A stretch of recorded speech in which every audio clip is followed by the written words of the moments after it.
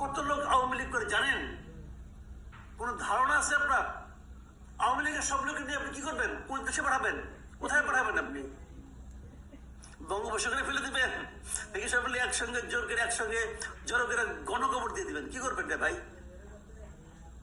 আমার মাঝে মাঝে এই সমস্ত লোকের মানসিক সুস্থতা নিয়ে সন্দেহ হয়। ওনারা কি পাগল হয়ে গেলেন?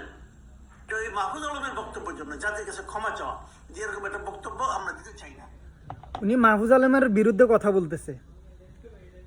মাহফুজ আলম কি বলছে? মাহফুজ আলম বলছে যে আওয়ামী লীগ বাংলাদেশে নির্বাচন করতে পারবে না।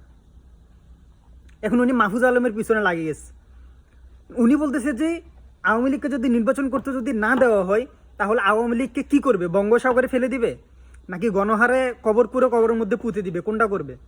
আমি বলতেছি আওয়ামী লীগ আগে যা করছিল অতীতে এখনো সেটাই করবে। 1971-এ পালাইছিল না ওদের বাপের দেশ ইন্ডিয়ার মধ্যে? 1975-এ পালাইছিল না? 2024-এও পালাইছে না? এখনো ওইখানেই থাকবে। ওরা ওইখানেরই থাকার লোক। ওরা দেশকে ভালোবাসে না। দেশকে ভালোবাসলে তাহলে দেশ থেকে ওরা পালাই যেত না। ওই দেশকে ভালোবাসে না বিদায় ওরা বারবার যায় ওদের বাপের দেশ ওইখানে ইন্ডিয়ার মধ্যে। ওরা ওইখানের মধ্যে স্থান নেই। ওইটা মোল্লারদুয়ার মসজিদ পর্যন্ত, আর আওয়ামী লীগের দুয়ারেতেছে ভারত পর্যন্ত। ভারত ছাড়া ওদের কোনো দিকে ঠাঁই হয় নাই, হবেও না।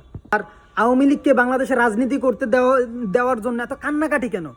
কোন জাতিকে কিংবা কোন দলকে আমরা বাংলাদেশের মাটির মধ্যে রাজনীতি করতে দিতে চাইতেছি? এত কান্নাকাটি করতেছি যারা কিনা এখন পর্যন্ত একটু অনুশোচনা করে নাই, যারা এখন পর্যন্ত জাতির কাছে ক্ষমা পর্যন্ত চায় নাই যে আমরা যা করছি ক্ষমতার জন্য করছি, আমাদের ভুল হয়ে গেছে, আমাদেরকে ক্ষমা করে দেন। আপনি আওয়ামী লীগের একেবারে নিম্ন থেকে নিম্নে একজন সদস্য এবং উচ্চ থেকে উচ্চ একজন মন্ত্রী এমপি যাই আছে, আপনি দেখেন তো একজন আওয়ামী লীগের সদস্য কিংবা উচ্চ পর্যায়ের কেউ এখন পর্যন্ত একটু পর্যন্ত অনুশোচনা বোধ করছে? এখন পর্যন্ত একটু পর্যন্ত জাতির কাছে ক্ষমা চাইছে যে আমরা যা করছি ভুল করছি, আমাদের ক্ষমা চাইতেছে, আমাদেরকে মাফ করে দেন? তাহলে কাদেরকে বাংলাদেশের মাটিতে রাজনীতি করতে দেওয়ার জন্য এত কান্নাকাটি লাগাইছেন?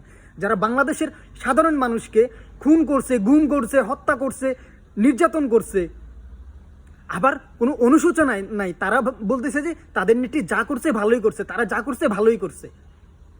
ওই দলটাকে আবার বাংলাদেশের মধ্যে পুনর্বাসিত করার জন্য, বাংলাদেশের মধ্যে আবার রাজনীতির মধ্যে অংশগ্রহণ করানোর জন্য কান্নাকাটি লাগাই দিছে কিছু চামচা, কিছু দালাল, কিছু যাদের রক্তে মিশে আছে গোলামি।